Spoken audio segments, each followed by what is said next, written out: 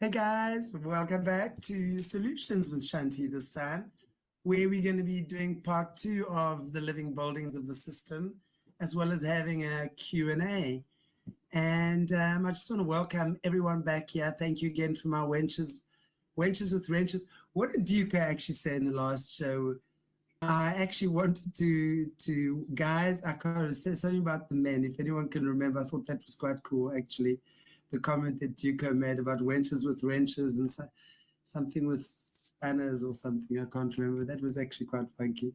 Anyway, yeah, I think I'm just going to bring beautiful Jessie on. We'll chat. Here we go. Hello, Lady of the hello. day. Welcome back, Jess. Nice to have you Thank you. again. And You I as think, well. yeah, do you want to, sorry, Jess, do you want to just open for us in prayer? Yes. Heavenly Father, again, we thank you for this time together today, Lord. We ask that you would bless our conversation. We ask that you would bless our internet, our airwaves, our technology. And we ask that you would bless all those listening today. In your name we pray. Amen. Amen. Thank you. Thank you, Lizanne. Fellas with fasteners. I think that's pretty That's a good one. Yeah. good. Indeed, it is.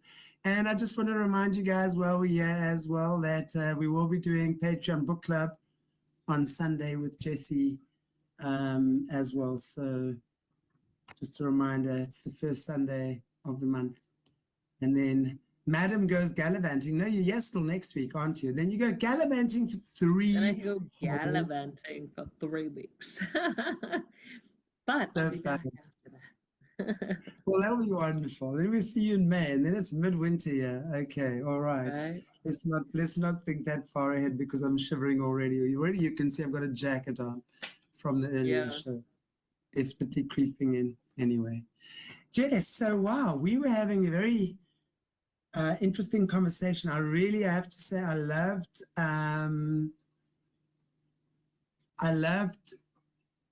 really understanding how it all fits together. Hmm. And it really starts with the grandfather tree, doesn't it? I wouldn't say necessarily that it starts with that. That can just be one of the avenues because they Right. don't need the grandfather tree. They can just do the land itself, whether that's a graveyard under there or even just, shedding blood on the land, they can use that. Um, so it doesn't have to be with a grandfather tree, but Okay. that those are commonly used. Freaky. But what we were talking about before was actually Biltmore, which is Gloria Vanderbilt Bolt, the mansion that has now become like a public place to visit. And I know you've had in your childhood, Gloria was your upbringing, let's call it that. So maybe Yeah. if you can just fill us in again, just for those, and I know probably most people know that story, that part of your story, but just for those who don't, maybe you can just fill us in a little bit about the types of things that was going on at Biltmore and with Gloria and family and where we headed now with this, because this is also considered a living building. Yeah, true. So, in my affidavits, I talk about, Gloria Vanderbilt, and she was one of the grand high priestesses for the Eastern Quadrants. She was one of the individuals that they consider teachers in the system for hierarchy children. So there's different things, that are going to happen. Um, like when children are chosen for higher level positions within the system, they're going to have several different teachers, people who are going to train them to do what they do. Gloria's specialties were, divination as well as, she got into the really dark necromancy as well as, we'll just say, taxidermy type things. And she would blend that with her divination. So, we've done some shows where we talked about, how she would use her doll houses in her divination, and would curse people with those, and even, foreshadow or foretell their deaths in these horrific scenes that she would create in her doll houses. Mary Lou Whitney was involved in some of that as well, but not quite as dark as Gloria Vanderbilt was. But I've talked about, some of the memories from different stints that I did at Biltmore, as well as other places that she had. But she had, it was common for her in their different homes to have an area where she would work on her doll houses. Usually those areas, would be connected to the attic or up in the attic, and she would have multiple doll houses that she'd be working on at one time.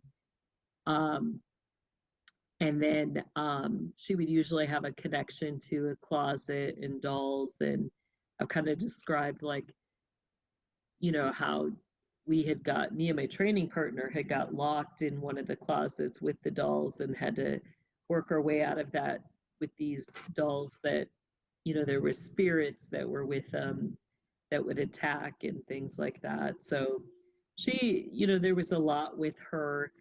When you go to Biltmore, there's gargoyles all over the place, all over the whole structure of the mansion itself is all gargoyles. And then, as you get like facing the mansion, or the mansion faces a hill that they have, at the very top of that hill is a shrine to Artemis, or basically, they'll use the name Diana in their thing, that it's basically Artemis or Ashtaroth. And they have the spiritual gate for the main mansion faces that hill. And then to the left side of the mansion, when you're facing it, they have their gardens and their area where she had all her plants, and would get into the apothecary that she did and the different training with that kind of stuff. So yeah, so it gets interesting. They have a lot there. But we talked about like how things have kind of changed, because they some of it, they've just kind of upgraded, but now when you go there, they have it turned into a whole tourist place. One of the areas where, like, underground, she had her whole, not a lab, but her whole work area where she would do her taxidermy and grotesque stuff. That was under the stable area, and now above ground, they've turned that stables into a restaurant. So that was very, very Excuse disturbing me? to me. Yeah. Excuse me.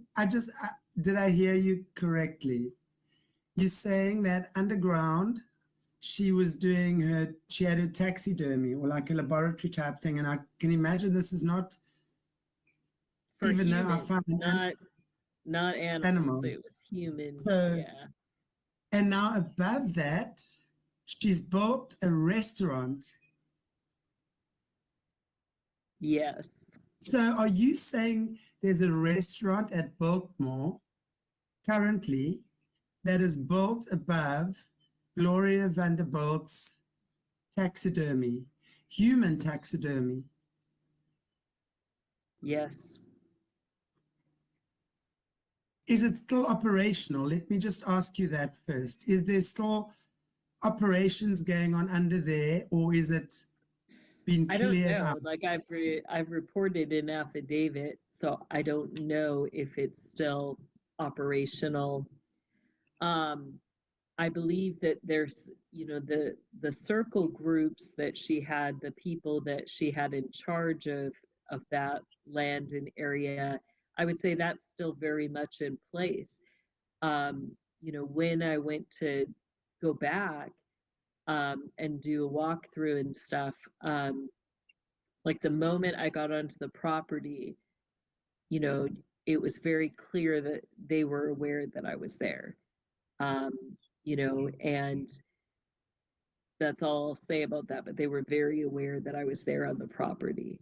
Um, so it was interesting because there are some things that have changed, but other things, very much are still going on. And then, after not too long after that, we had the whole flooding. That whole area was wiped out except for Biltmore. Um, I mean, it's just massive devastation. You had the entire area, you know, flooded and taken out, and all that remained really was that area by Biltmore. It's just pure evil. There's nothing, I don't know, I can't imagine anything good ever happens there. When that kind of stuff is so overriding, how does anything good even happen there? I don't know. Yeah. No, it's pretty bad. There's so much, and you had so much underground. You have more underground there than above ground. That above ground is just kind of like a pit. The mansion itself is just an access point, a pinnacle to what's below ground. But there's a lot underground there that they cover up, and you know, I mean, I've reported that there's a massive. You even got connections with the entire Nazi submarine line connecting under there. So, Wow. you know, So what else happens there nowadays? And how long has this been open to the public, by the way, Baltimore? I think for quite a while. Yeah, they turned it. Yeah, many years ago they turned it open to the public. They've got they do like weddings, a lot of events. They've got multiple restaurants. They have more of like your private type restaurants for they're pretty expensive. I'll say it's like your upper class type feel, resort almost. They have a hotel there. They have almost like this whole little village with shops that you can go in, where they sell exclusive products like their wine. They've got a winery there. They have flocks, fields like of sheep, and raise their own flocks of sheep and goats. Um, so they've got some farms connected to some of uh, the fields outsourced around Biltmore that so pretty much like if you think about like the old lords of the land type scenarios where you'd have a castle with a lord or lady in it, and then you would have villages or things that those individuals oversaw and kind of governed. Um, that's kind of how Biltmore is structured and set up. So it's pretty expansive and still dark. Uh, still has. I think they're apothecary stuff is still going on. A little farther out from there, you have the massive lithium fields. That was they were one of the biggest producers with the lithium, and you still see that.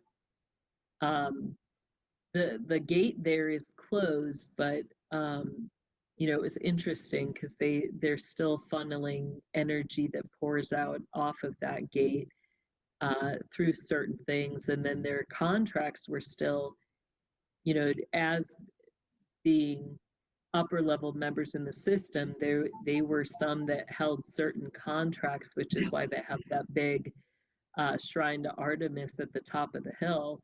Part of that is connected to their, Ashtaroth is a principality that has authorities over, kind of, we'll just say the female body is one of her authorities, and including the waterways. She shares a contract with Leviathan for the waterways of the womb. And so in that, you also have the what they call milk contracts, which are that they'll dedicate those born in the womb and their nourishment to Artemis or Ashtaroth. So Gloria Vanderbilt was one of the biggest ones holding the milk contracts. And so those were still in place, but they are not in place anymore. Do you just want to maybe explain again, for those who don't know, what milk contracts are? Yeah, so that even gets into the spirit cooking. You've got two ways. So, basically it's a dedication to Ashtaroth and other spirits, um, the hierarchy children or the expendable children. In those contracts, they basically will, consume infants in the milk and in the womb. So, it gets to, they take the life of some in order to supposedly give life to the others. So you get a desecration of the milk, which is, given to the infants, to the small children.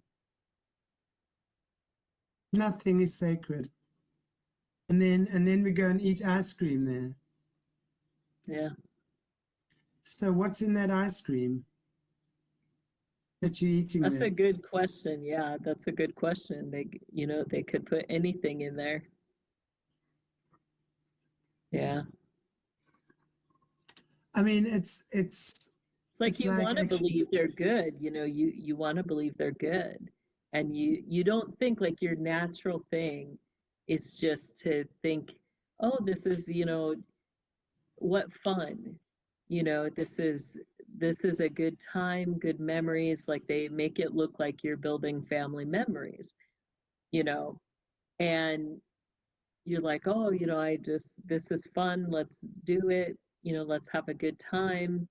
And then it's like all of a sudden, you know, you're like, oh my gosh, I totally forgot about that.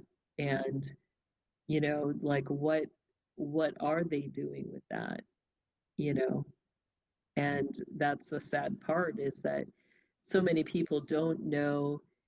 And, but in that too, I go back to, there's so much, it's so vast, like, we don't know. We just don't know what they've all done to everything. And what's so the best here's way what I'm to thinking. overcome that is just prayer, So here's what I'm thinking.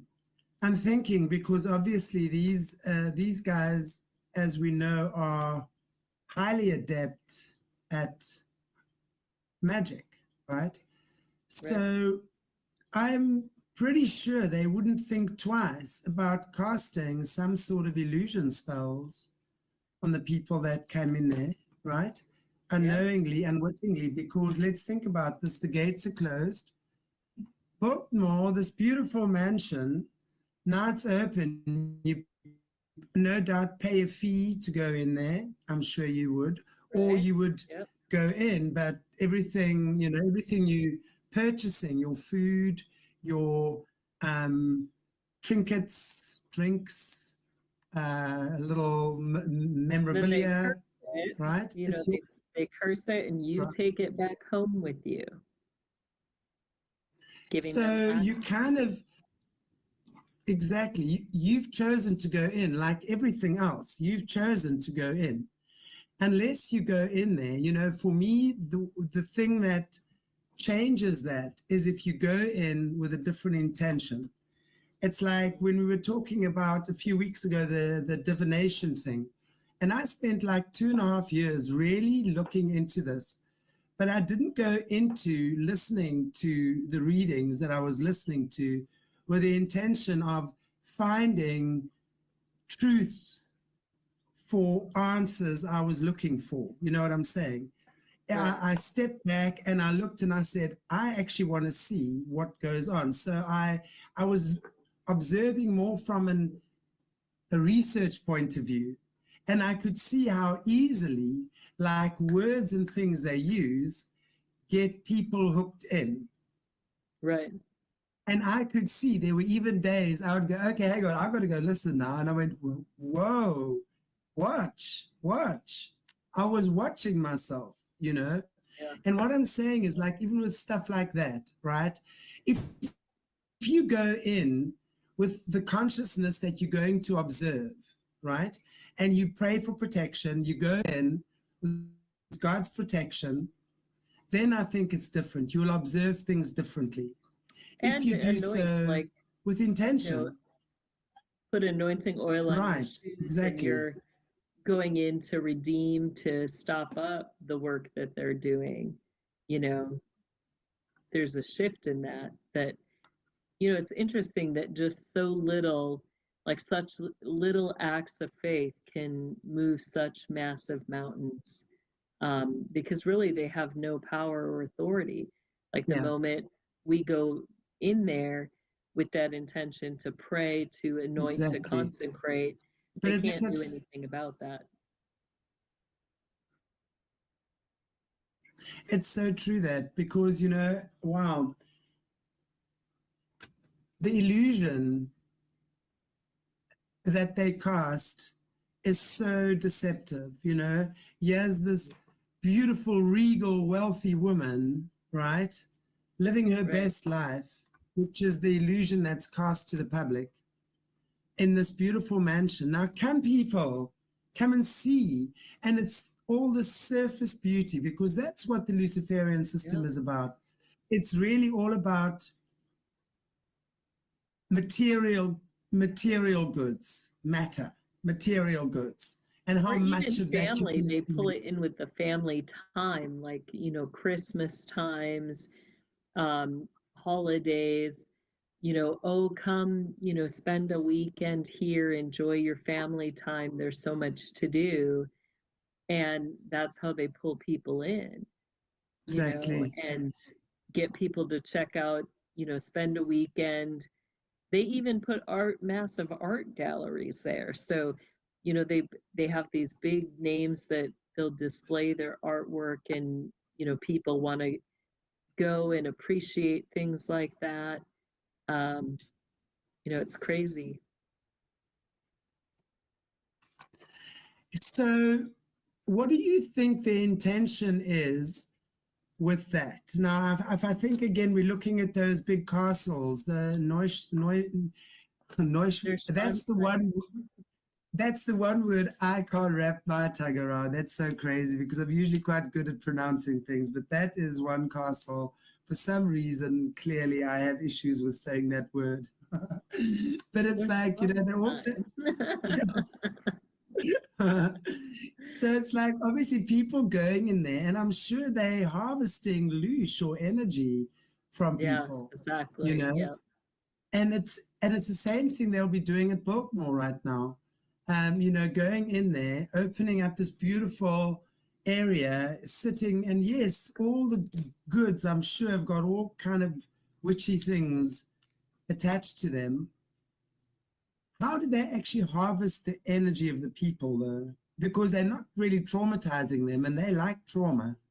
That's what I'm wondering. So maybe they just like a little bit of sweetness every now and again as well, with a nice energy that comes in there. That's what I'm thinking. What is it? Well, you get a lot more energy with the positive than with the negative emotions.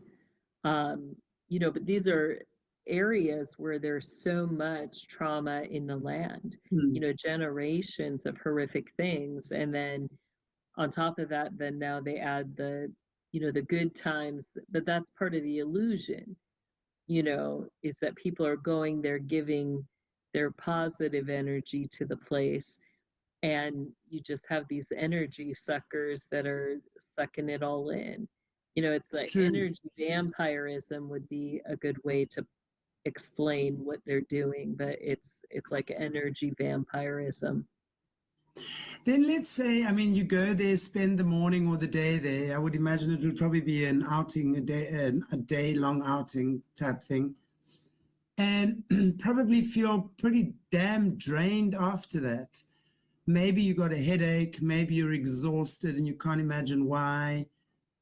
Would that then create, maybe if you go there, for example, um, giving consent without really understanding what you're giving consent to, and the little Lucias are sucking everything out of you, you go home and you're drained and tired, and maybe now you're fighting with your husband or your mother or whatever it might be because you're just irritated and aggravated. Does that then create an entry point for attachments, let's say, to follow you home from these places? Oh yeah. Oh yeah, it does. Right, that's what I'm thinking, because it's like they've got these little hitchhikers, these little chicken shit little demons. chicken spirits that the hordes of chicken spirits that taunt and just cause chaos and destruction. Right. That's what I'm saying. It's like they'll hitchhike on them there. And when you're tired and drained, because these little things know exactly what they want and what effect they have as well. They're very clever, right? Or sneaky. So it's like then hitchhiking a ride on your shoulder home and necking in your energy, type thing. You're arguing, you're fighting, you're not happy.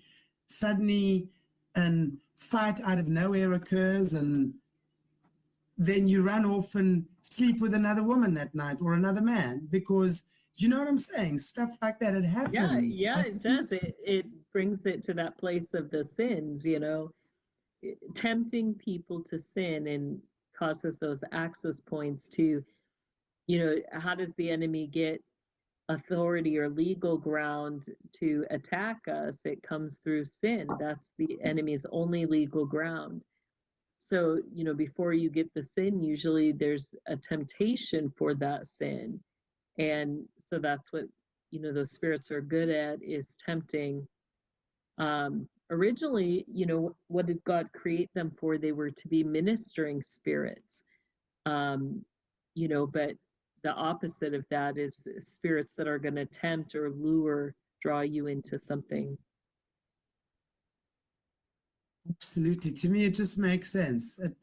It's like the lure, the beauty. You go there, you're relaxed, you're having a great time. You might have a glass of wine or two or three, and before you know it, boom, you're wide open and you're tired and frustrated, and off you go. And next thing, 100 families out of 500 are arguing and having a car accident, or I don't know, kids of. That's to me how they erode. That's how this kind of like, it's not just happening in Biltmore. It's the after effects of that as well. It's what follows those people home after that. That for me is really what they're after, because that's how they multiply. That's how they get more of themselves, or more of or get you to their. come back, because you get so drained, you get home and it makes home a frustrating place that you can't wait to get back. And then, it was such a fantastic time there. We met so many awesome people. There was a great band playing. Next week we're going again. Get a crowd of people. Wow. Yeah, they keep drawing it back, The same with all those tourist places, you get the older witches that will be in that area, and warlocks that sit there and just energy vampirism, suck that energy.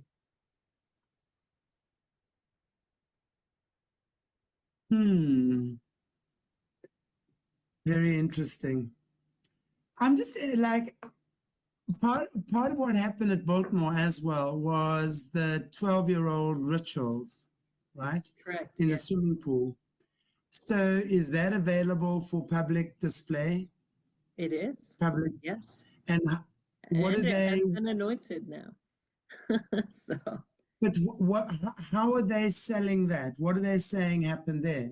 Because from some of the pictures I've seen, you can like see nooses hanging, what looks like nooses on the side of the pool. They put that off as, that stuff on the side of, they call it a pool area. And, what they'll say is that, those were just used for swimming, or that they were used for, there's times they'll tell people, oh, maybe there's a boat, they would bring a boat in there, but then you're like, how would a boat get in here? There's no way a boat could get in and out of this place. So they'll kind of pass it off as different things like that. But you know, what they call it is the pool, and that, you know, it used to be filled up with water for the kids to swim in. And, you know, then there was an additional pool in the area, which they claim they covered up years ago and made into the bowling alley. But below ground, where that bowling alley is, you have a secondary, more massive pool where they do ritual killings and stuff. So, So when we're talking about the different rooms in the different houses that kind of have different creepiness going on in the living building, what else other than that disgusting depravity that you know of was taking place there? Did you have like breathing walls and poltergeisty things happening there as well? but Biltmore? Yeah, Yeah. absolutely. Yeah.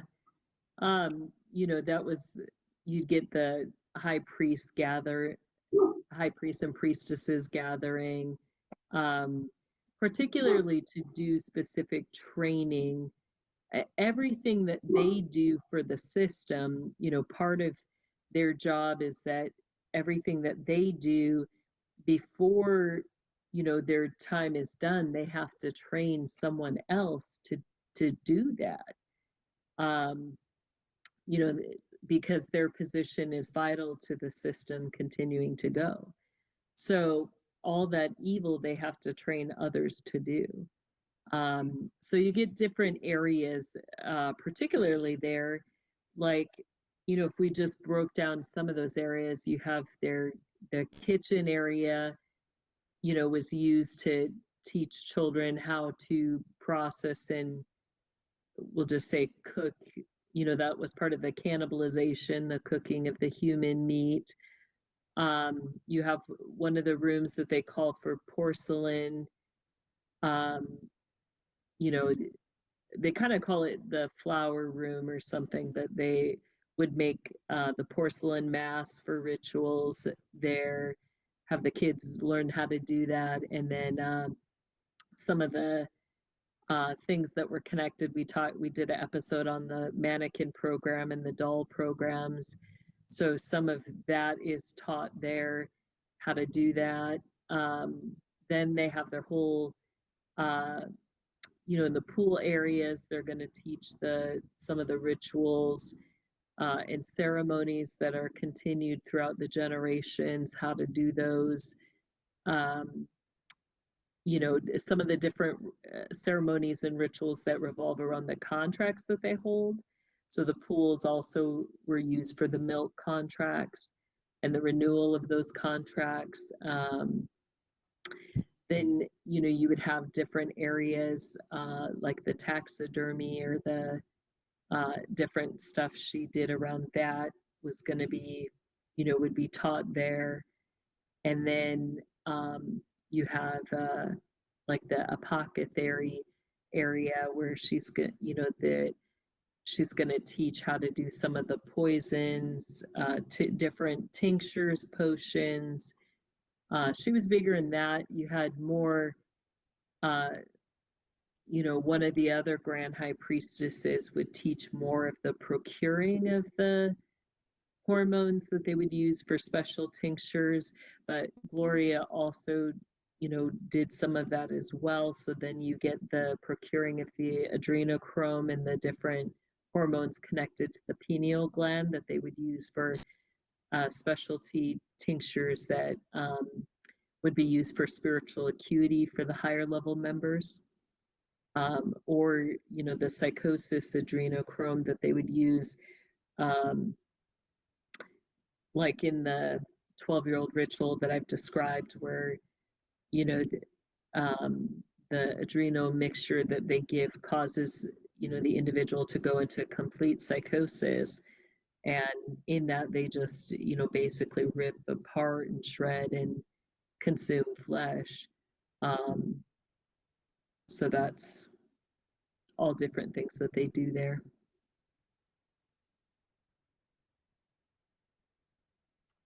And you say it's been anointed now, right? It is anointed now, yes.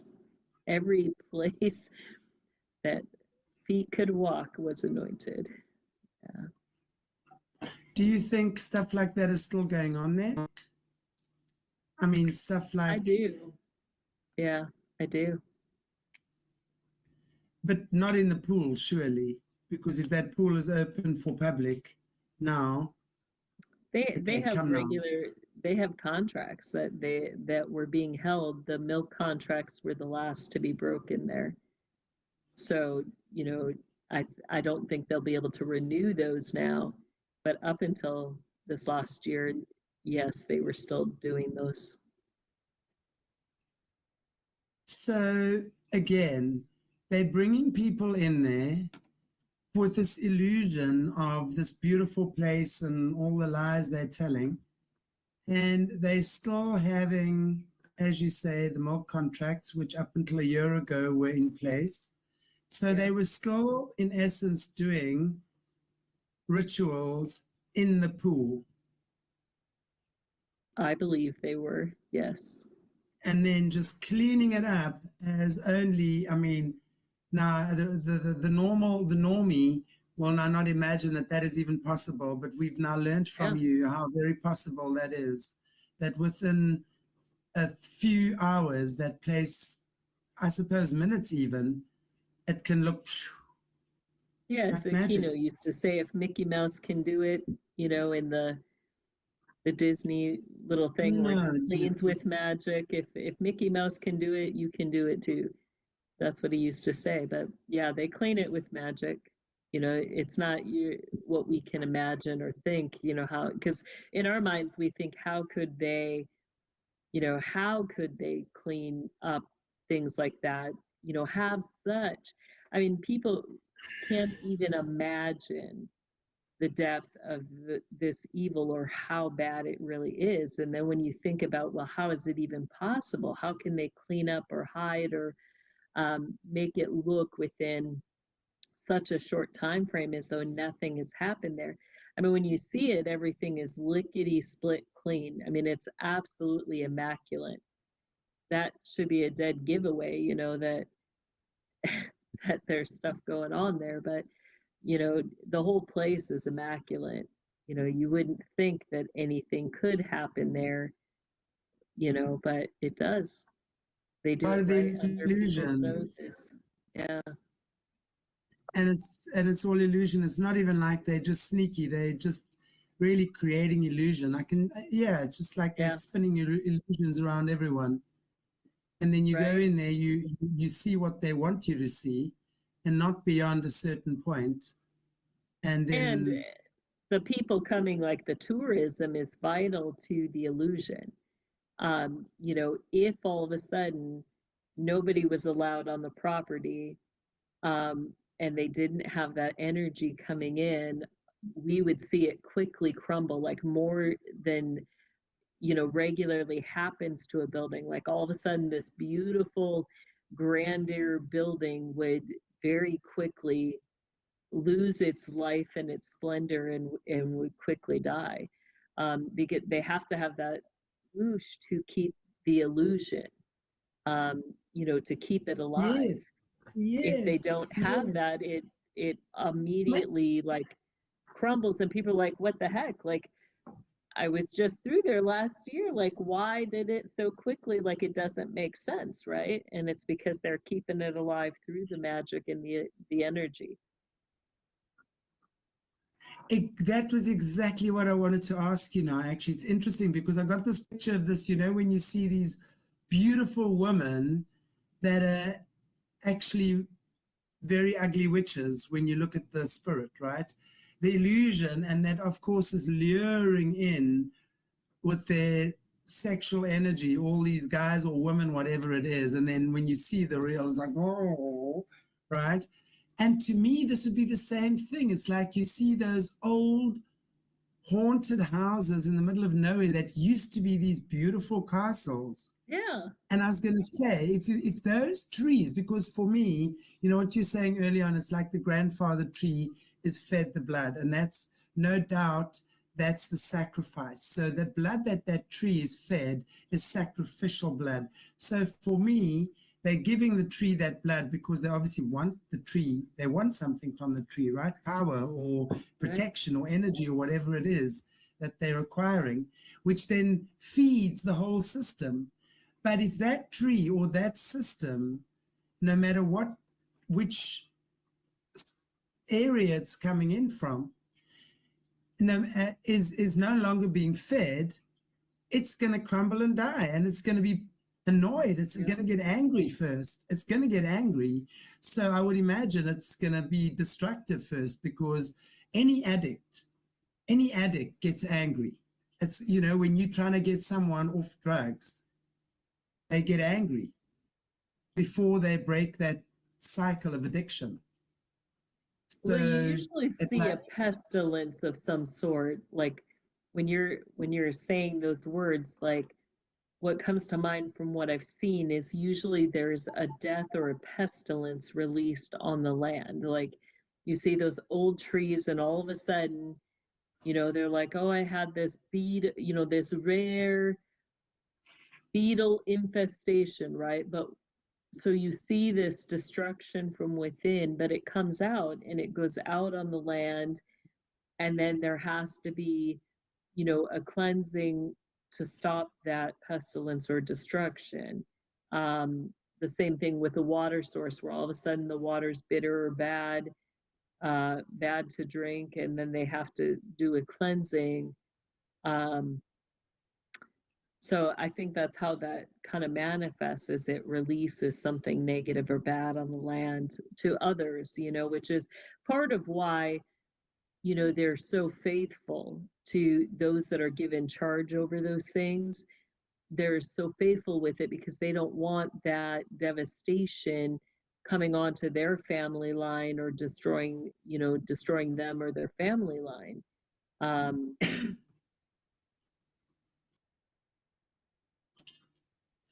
Wow. Yeah. Okay, I'm going to pop up a few questions here. So this is still maybe coming from the beginning of the show as well, because I did star a few and there's a lot of questions here.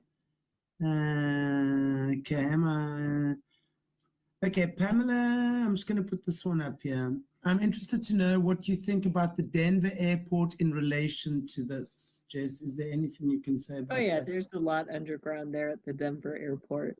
It's a bad area. You get a lot of the movement of children through that, as well as rituals, other things underground. So, you know, that's an area that they use for sure.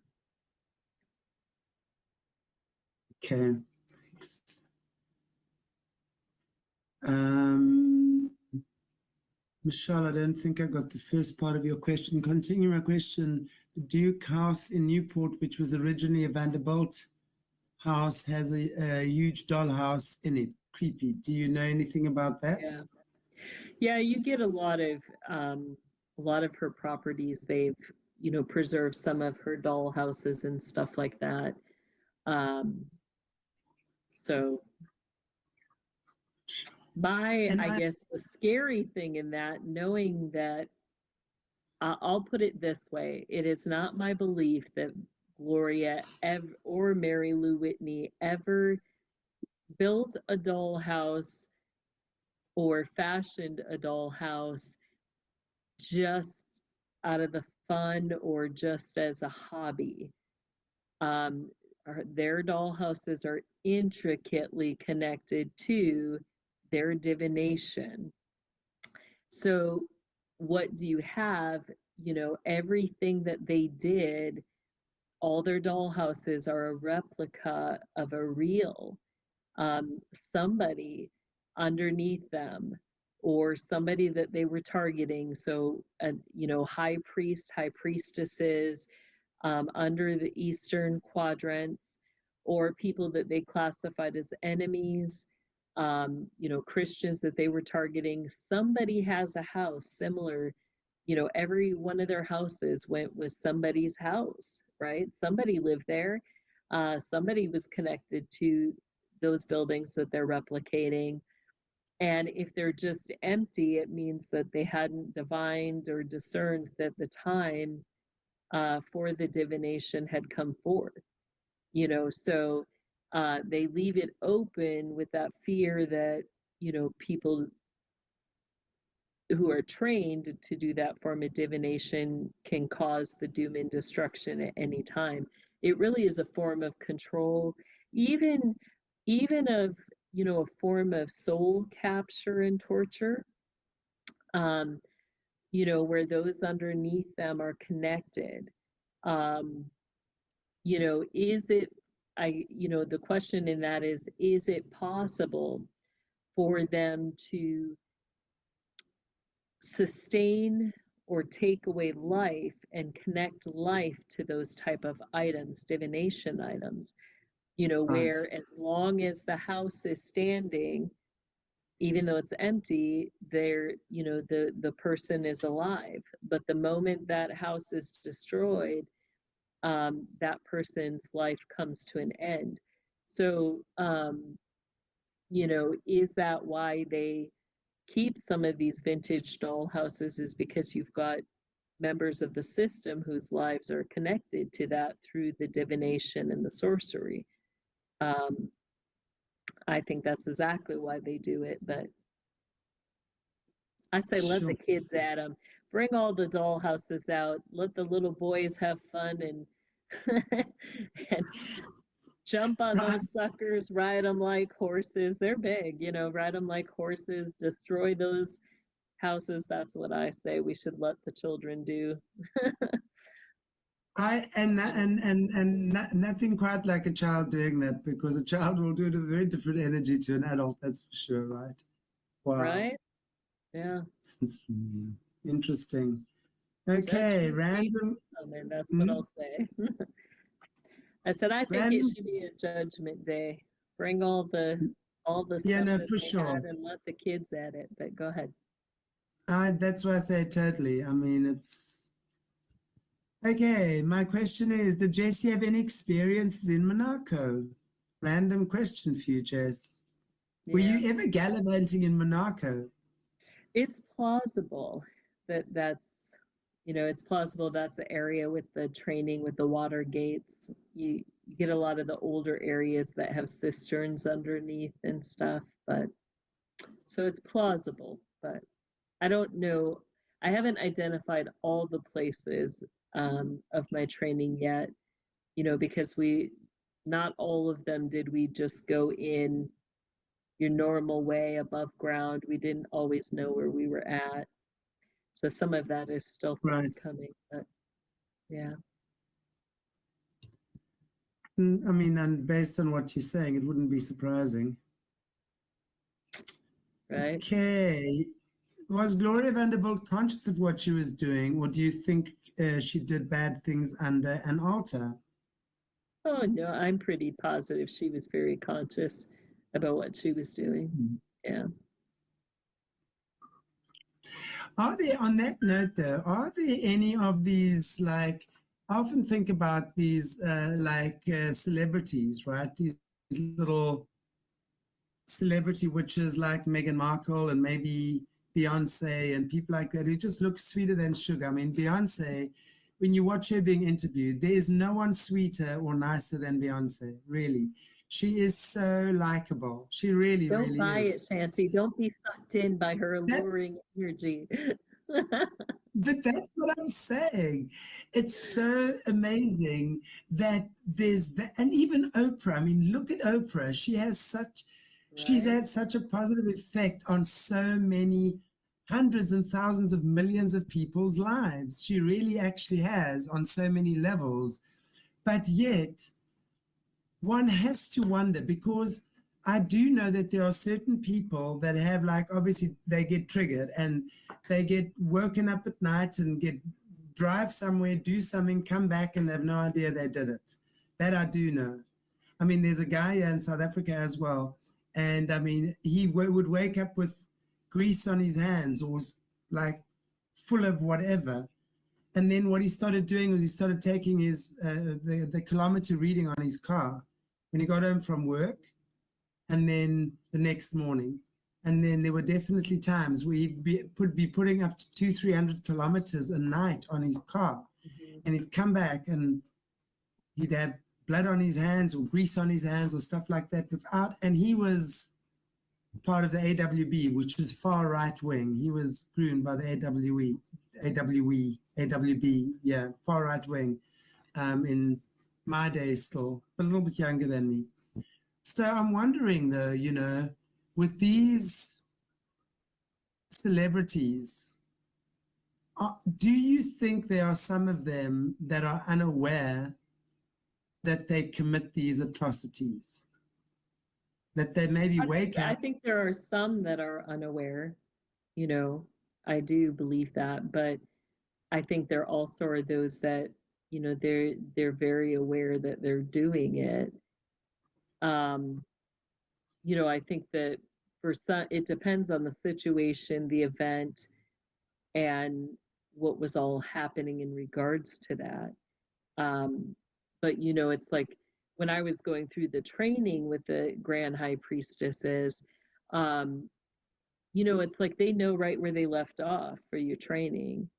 They know, they remember those things.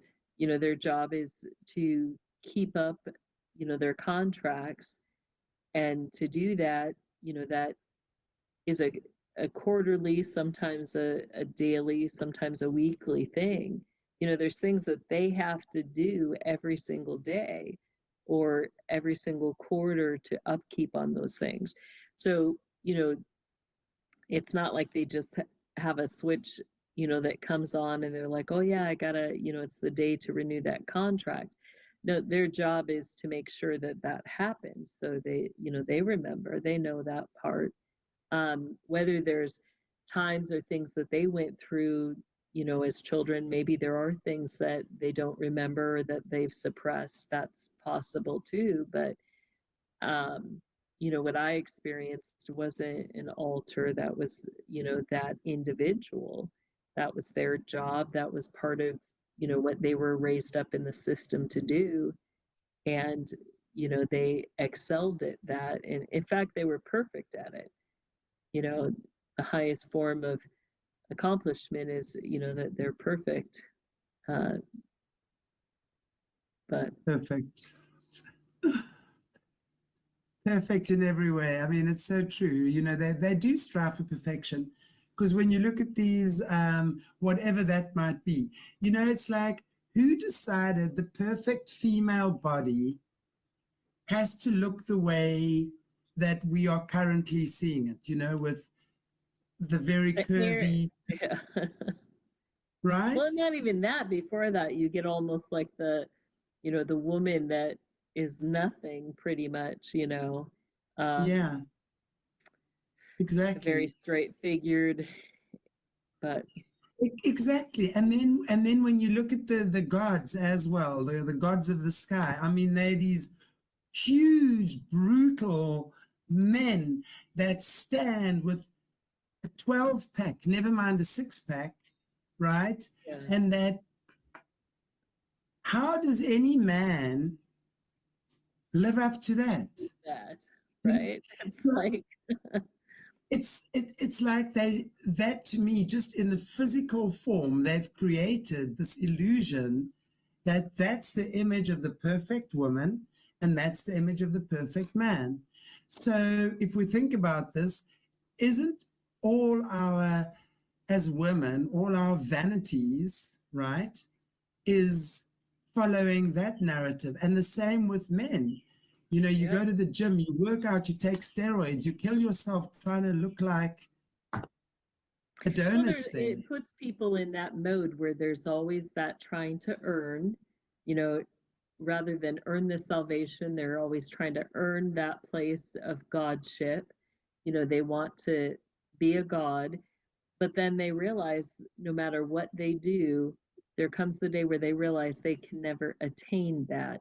And then where Right. does it put them? It puts them in that place of submission, because when they realize that they cannot attain that, there has to be something called God Right. above them, right? So Right. that's where it gets into the spiritual attachments, where they have to worship whatever they are distinguishing or calling God, you know, which is So going to true. lead them back to Lucifer and the principalities. That's who they're going to worship, you know.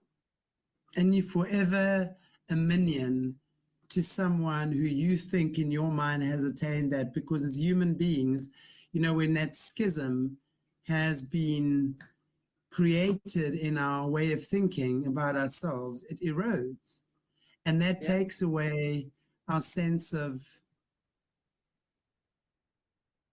self-worth, because you're constantly comparing yourself to another and constantly trying to achieve what someone else is achieving because they have done so well, and wow, that's what you've got to look up to. And it's Yeah. seldom spiritual. It's seldom someone who has achieved, I mean, and I'm not talking about a best-selling author or something. I'm talking about someone that truly has, on a spiritual level, is rich, enriched spiritually. You can feel those people. This has got nothing to do with that. It's all got to do with what I look like, what I have, how beautiful my dress is, how many diamond earrings I've got, that sort of thing. Very interesting how they created that God goddess physical image that we're supposed to aspire to, right? And none of us can ever attain to that. Why? Because that's not who we were made to be. That's exactly. not you. It's not me, you know. Wow, interesting. Anyway, another question here, Jess. Let's see this one here. Bethany, why was she preserving human bodies? And what was the purpose? Were these her victims? Yeah, she would blend, you know, as a way to capture and control, but also to, you know, keep those who were under her in the system in control. You know, so she would blend her victims with, you know, DNA, usually hair. Like I've talked about how she was notorious. I mean, you have no idea these women, like literally they'd be pulling scissors out of nowhere. You know, and you're like, where did they have that in that form-fitting dress, right? Um, but Yeah, you know, exactly. usually she would cut pieces of the hair off. Um, and then would put those on the dolls that she would make, you know, incorporating her victims and her people that she was under. Yeah. And then she would use those to create the scenes, the divination scenes. But Like voodoo dolls, like voodoo dolls.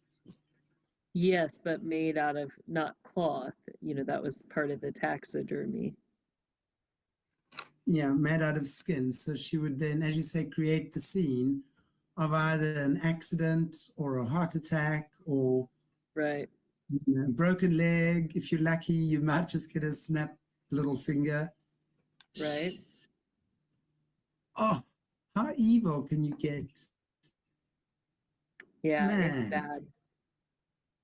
Interesting. Interesting though. I want to just and this is a little bit gross, but I really, I'm trying to understand it. The skin that she's used, right?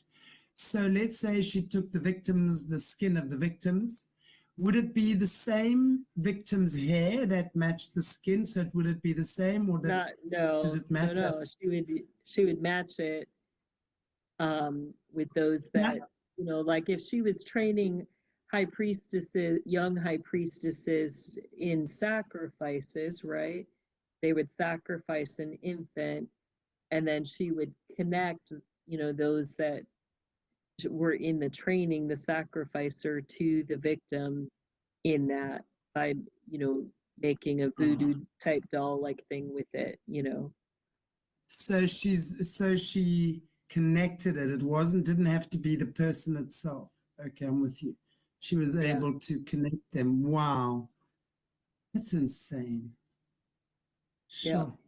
Like mine went to the first, you know, I refused to participate in it, but the first victim that I witnessed murdered at her place, you know, they drowned that infant, but that's the infant that then she connected with my hair that she stole, um, and made a doll for me and all of that. Um, so horrific stuff with that. But that doll went somewhere because I got a hold of that thing and as a child and, removed her power and authority over that by, you know, taking that and doing something with it. So, Well, thank God for that. yeah. Sure. Okay, I'm just seeing Voice of the Voiceless. There may be an altar there also. We were talking about Biltmore. But would Biltmore itself not be the altar? Yeah, it's an altar, the mansion itself is an altar and you have a plethora, if there's at least one spirit connected to each of the gargoyles there, literally the whole place is, a mass. You've got a mass spiritual army there. I'll just say it that way, maybe. But yeah, you've got a lot of spirits connected to that altar. Sure. Just a quick question also, which is, I think, just where we're at. To what extent does Jessie think that a lot of this information will be disclosed to the public? What's your take on that? Yeah, it's really my hope that it will, that everything about that will be made public. And, what is that going to include? Not just the rituals or ceremonies that took there, not just the mass amount of child deaths, but, they were one of the huge supply and chain for the system, for ceremonies and rituals, as well as, quadrantly things that they supplied their area with. So I'm hoping that a lot of that will come forward and that, may even be nuclear information, you know, Right. their involvement with the Nazis and the nuclear weaponry, their supply of things for nuclear weaponry. That might be something that comes out too. Sure. Duco. I can't imagine what they serve at those restaurants. It's all organic and natural, Duco. Jessie, you're giving me the creeds. I'm just so happy. Oh gosh. Oh no. But I can't even think that I'm ever gonna eat again. Janice, do people that go there know they are cannibals? That's an interesting question because I would assume that most people don't, right? Yeah, but would there not be those that do, that have like a special code word in the restaurant that serves them? I'm sure they do, but okay, but mostly not, right? Okay. Just don't choose the chef's choice, or the chef's recommendation. That usually would be how they would start conversations like that. What is the chef recommending? Anything more exotic than that, they would use different indicators to indicate. Exotic. Yeah, exotic would be a word they would use for specialty areas, to get what's special on the menu that isn't going to be listed, or, there'd be different comments that they would make. Sometimes it would just be in conversation. Oh, I would like to speak to the chef. And then it would be like, oh, my grandfather was a, chef or such and such, and they would name some hosh posh name and then they would know, and the chef would be like, oh, let me, I'm going to make something special for you then. And they could even in that way coded, communicate without everybody knowing what they were doing,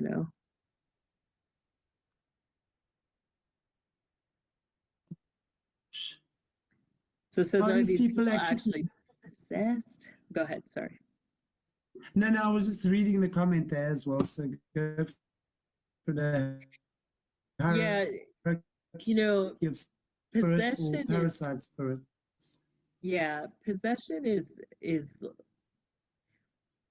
it has to be described and defined differently for these individuals, because you know, on the lower end, like when we think of possession, we think of people that have these spirits that take control of their body, and you know, these people really are in a bad situation and need deliverance because they're, you know, being held captive by these spirits.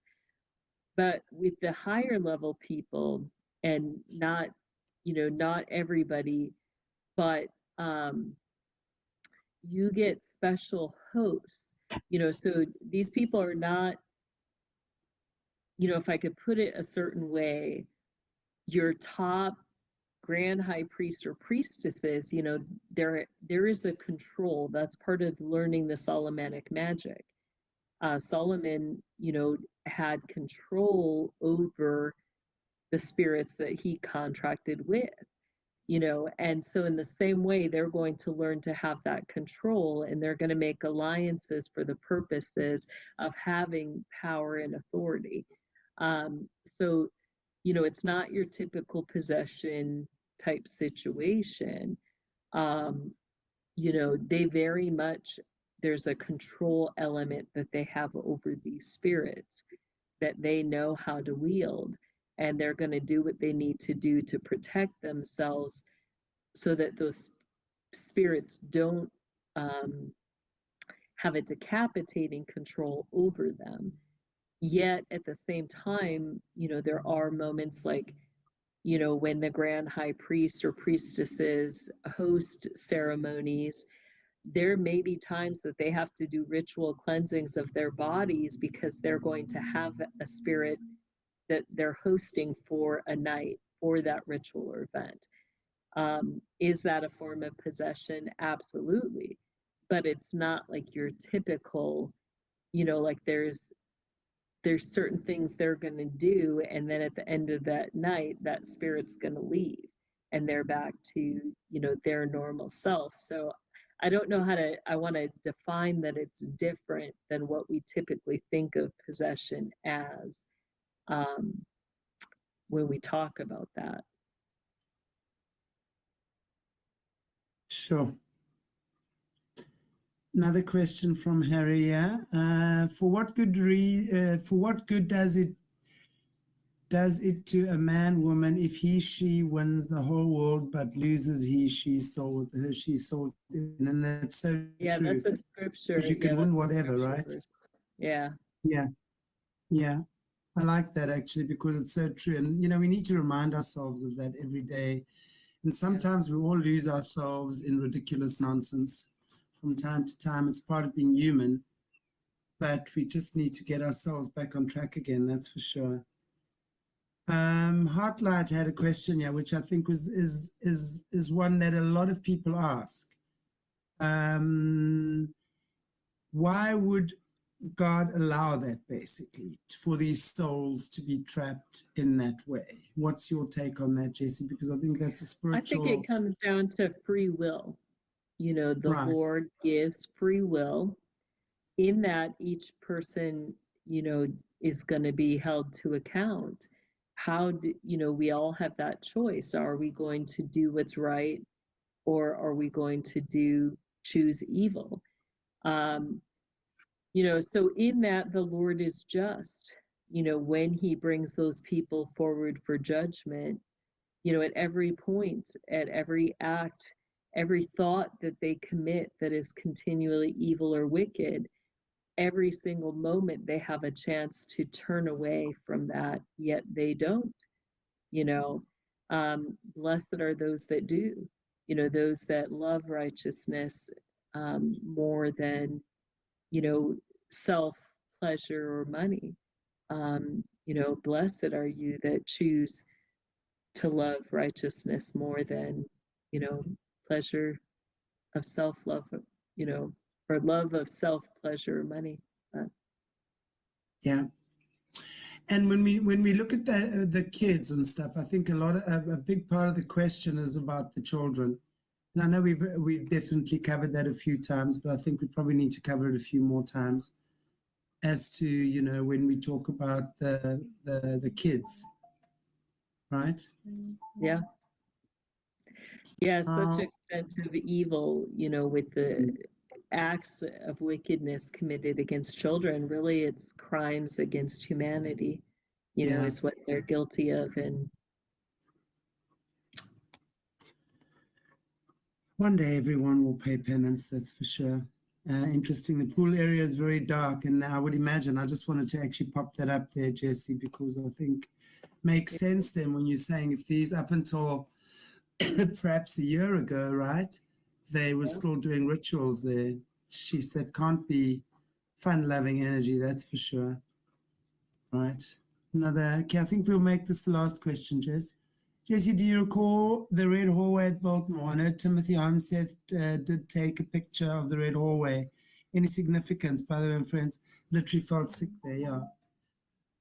Any yeah, comment that's on upstairs. That's in the upstairs corridors and stuff. And, you know, those are just upper corridors in the house. But a lot of things that happen up in those areas, the trafficking, the special rooms set apart or named after certain individuals. In fact, you have a room dedicated to Madonna up there, who was one of the high priestesses under Gloria Vanderbilt. So do you think Madonna's still with us, or do you think she's actually exited? Because this new I Madonna, don't know if she's actually exited or not, but the individual that is posing as Madonna, or the several individuals posing as her, no, those are yeah, not her. that's definitely not her. I mean, good grief. How can people Yeah, even think that's her? I I mean, know it's really. it's totally not her, but I want to. There's one more question I do want to answer. Somebody's asking, how were you able to escape that system? Mm. That truly was a divine act of God. Literally, I was at a family funeral, and up until that point, um, you know, there were just so many contracts that I was bound under in that system. Yet, in a moment, like my deliverance happened in a moment, where literally I turned around from the burial site of our family member, and the Lord said to me, I've released you from them. And immediately it was like a wedge came down between me and them. And that was at age 10. And that was the moment the Lord delivered me out of that. And then later, the authority to bring forward my testimony and to bring everything public, um, that came later in 2018 when the Lord said, take your position. Because up until that point, I had, renounced, I had rejected, I had refused, I had done everything. And I said, Lord, what else do I need to do to be rid of this? And the Lord said, take your position. And my first thought was like, what? Are you crazy? And the Lord gave a verse. He said, until all things are laid subject under my feet. And at that moment, I understood what he was saying. And I took that position and I laid everything down at the Lord's feet. And then from that gave the authority to divorce myself and everything that I had authority over in the system through that position, was divorced from the enemy in the system and laid at Jesus's feet. And that then, was part of the authority that I was able to come forward with, as well as other people are able to come forward with, exposing the system for what it is, how it works and operates. So the Lord is powerful in that and so good. you know all of that was really the fulfillment of a promise. When I was 5 years old, um, the Lord asked me, what did I want? And I said, Lord, I want them all to come out. And so all of that, became the fulfillment of the Lord beginning to work to bring people out of that system, you know? Well, that's why I put you there to begin with. I have no doubt about Right. that. No one better than you. And then I think it's just an interesting, About that. But hey, slightly off the topic question here about the school bus story with Virginia Joffrey. have you, this is the Epstein victim. Did you read that? Have you heard about that? I hadn't. I had seen some pictures, I think, of Yeah. her going up online, but I didn't get to see everything with that or know what it was all in regard to. Well, basically, a couple of days ago, I think a week or more ago, she was hit by an out of control bus doing 100, was it 100 miles or 100 kilometers in a 40 zone or something? I don't know if it's miles or kilometers. That's 100 miles is a very fast That's bus. fast for a school bus, right? Was it a school Yeah. bus or like what type of bus? It didn't say it from what I read. And it just said, and I actually read this, I think it was a Mail and Guardian, so it's quite a reliable source. And that, yeah, she was now in hospital with renal failure and apparently had a few days to live. Now, I don't know, you know, that again, I mean, I'm sure that's the official story, but I don't know. What's your take on that? I mean, I think that there's definitely a targeting of any whistleblower that comes forward with information, you know, about how the system operates, you know, Right. or major players in the system operate. Um, you know, so I think you get a lot of the targeting of those who have been victims who come out to speak about it, you know? Sure. Well, I mean, I really, you know, I hope this comes to an end now because that whistleblowers are targeted because I really pray that with DJT in the driving seat, these atrocities will be addressed and dealt with Yeah. in the most swift way possible, whatever that might be, because honestly, this can't carry on. You know, this whole fear-mongering thing cannot carry on, where people who are speaking up for the good are constantly being taken out. Right. Too much now. Yeah. Anyway, I just was actually wanted to know, there was a question earlier on, and that'll be my final one to you.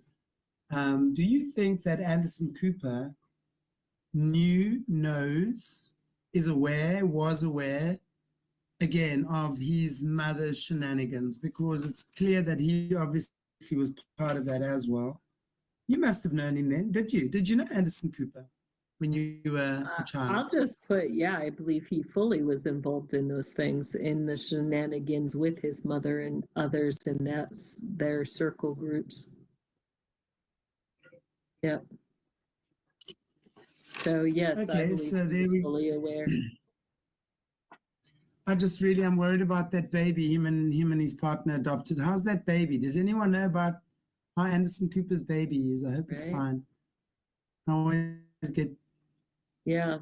freaked I mean, out probably in that when with I their see. positions, you know, you're dealing with a child that they're selecting as a hierarchy child, you know, so that's probably the good news in that is that at least the child's a hierarchy child, but you know, we know that the hierarchy children are also horrifically abused and you know, that's part of how they continue the wickedness is through that forced abuse and training. The rearing up of a child in the way it should go is what they'll call it, but yeah.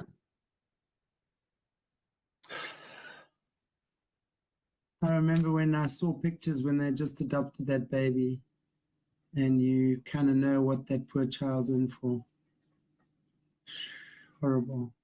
Anyway, Yeah. I think we're going to call it for a day for today. You've been with us for way over 2 hours now, and I very much appreciate you for that. Thank you so much. Yeah, thank you. And yes, and we will have the membership channel, the membership show with Jessie on Tuesday. Just watch the community board, and we will let you know. And then Tuesday as well, double trouble with Jessie then, Yes. as well as the Wednesday. Yes, so it'll be Tuesday double and Wednesday double. But then we don't see you for 3 weeks, so you've made up for lost time, but that's okay. I'll make it up You're ahead of time. How about that? You're allowed to have a little holiday from us from time to time. You really are. Right. And then I we're going to come up. appreciate that. Yeah, oh, Jess, of course. How could I not? I don't think there was anything else I needed to ask you. I made a few notes here. But yeah, I think, guys, so we'll let you know what the topic for membership is going to be on Tuesday. But again, I want to just say to you, as what we're going to be doing when Jessie gets back, as we will do a more in-depth Q&A as well. I know we haven't had one for a while. Today, obviously, we wanted to try and do that, but of course, with the Living House Biltmore, I think that took up a lot of living oxygen. Yeah. Yes.